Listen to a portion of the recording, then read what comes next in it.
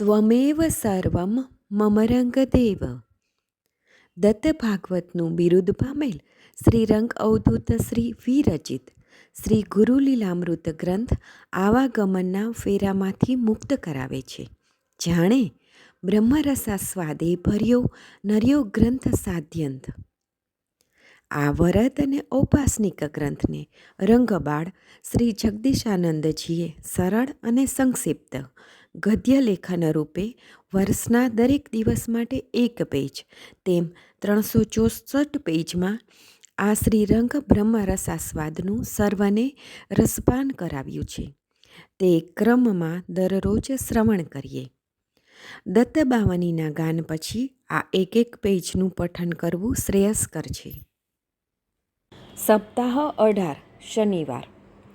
અલખજી કહે છે કે નિરંજન યયાતિરાજન દેવ્યાની સંગે અતિ આનંદ ઉલ્લાસ સાથે દાસી શર્મિષ્ઠાને લઈને પોતાના નગરમાં આવ્યો. નગરજનો એ દેવ્યાનીને જોઈને શુભ શુકન માન્યા. દેવ્યાની અને યયાતિના પ્રેમ મિલન અને એના ભોગવિલાસની ઈર્ષા કોને ન આવે? સહજ શય્યાસુખ એ જ જીવનનો અંતિમ મર્મ છે એમ ઈચ્છનાર એ દેવયોગનું યુગલ એકબીજામાં મસ્ત રહેતા યયાતિના સંગથી દેવ્યાનીને યદુ અને તુર્વસુ નામના 2 સંતાનો થયા. યયાતિ અને દેવ્યાની પોતાના સુપુત્રો સાથે જીવન માંગલ્યની ધન્યતા અનુભવતા રહ્યા. દેવ્યાની સંગે આવેલી દાસી શર્મિષ્ઠા પણ દેવ્યાની અને યયાતિ રાજાની બધી જ સેવા ક્રિયા અતિ આત્મીય ભાવથી કરતી હતી. તેની સેવામાં ક્યાંય સહેજ પણ ભૂલ કે ખામી ક્યારેય જોવા મળતી નહીં. એ બંનેને એટલા જ હૃદયના પ્રેમ ભાવથી મીઠી નજરે જોતી અને પડ્યો બોલ ઝીલીને બધું જ કામ કરતી. એક વખત શર્મિષ્ઠાના ગુણ રૂપ અને તેના પ્રેમ સમર્પિત ભાવ જોઈને રાજા યયાતિ તેની પર ખૂબ જ પ્રસન્ન થયો અને શર્મિષ્ઠાને ખૂબ જ વહાલથી કહ્યું કે હું તારા સેવા સમર્પિત ભાવ જોઈને તારી પર પ્રસન્ન થયો છું. તારા દિલમાં જે કંઈ ઈચ્છા હોય તે કહે, તે હું જરૂર પૂરી કરીશ.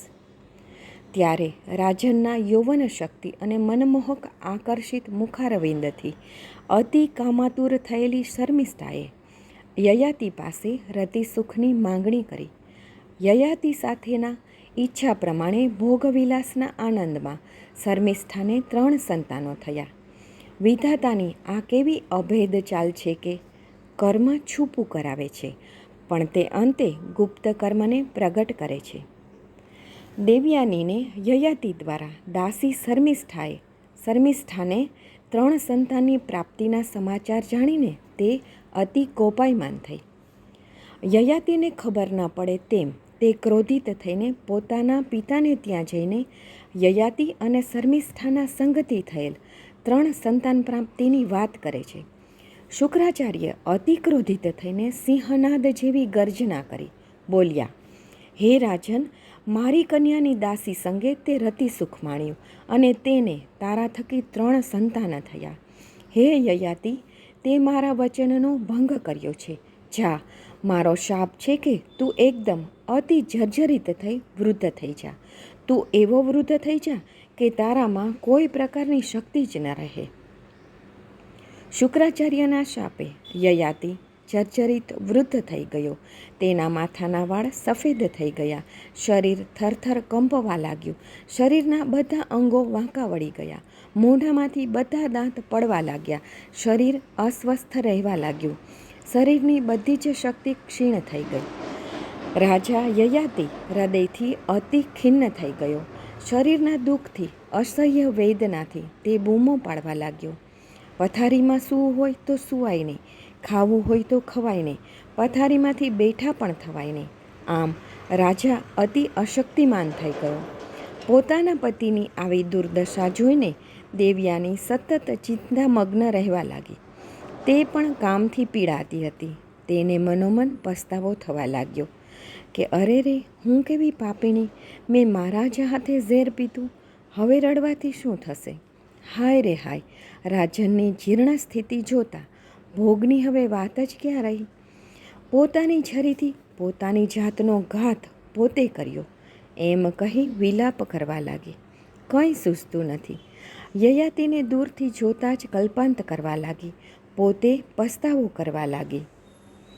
થતા જીર્ણ પતિ સર્વથા વૃથા ભોગની વાત, થઈ તૃપ્ત ના હું હજી, કર્યો કેવડો ઘાત. શ્રી ગુરુ લીલામૃત અધ્યાય 51 દોહરો 14. અવધૂત ચિંતન શ્રી ગુરુદેવ દત્ત.